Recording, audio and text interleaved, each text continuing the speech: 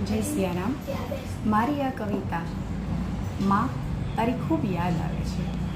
માણસ જ્યારે બાળપણ પસાર કરે પછી મોટો થાય અને જીવનમાં અડચણો આવે ત્યારે પરિવારને એને કેવી રીતે યાદ આવે અને પરિવારમાંથી એને કેવી રીતે પ્રેરણા મળે એના પરની છે કે માં તારી ખૂબ યાદ આવે છે. સંસારમાં જાણે ઘૃણા નફરતના વાદળો જોઉં છું ત્યારે માં તારો નિસ્વાર્થ પ્રેમ મને ખૂબ યાદ આવે છે. સંસારની અડચણોમાં જ્યારે અટકી જાઉં છું, નિર્ણય નથી લઈ શકતી, ત્યારે પપ્પા તમારી કહેલી પ્રેરણાત્મક વાતો મને ખૂબ યાદ આવે છે. જીવનમાં જ્યારે કડવા ઘૂંટડા પીવા પડે છે, અસહ્ય અનુભવો થાય છે, ત્યારે દાદીમાં તમારી કહેલી વાર્તાઓનો બોધ મને ખૂબ યાદ આવે છે.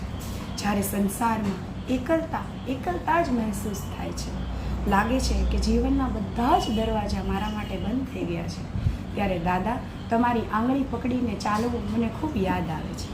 જીવનમાં જ્યારે નિરુત્સાહી થઈ જાઉં છું ત્યારે ભાઈ બહેન સાથે રમેલો અડકો દડકો ખૂબ યાદ આવે છે.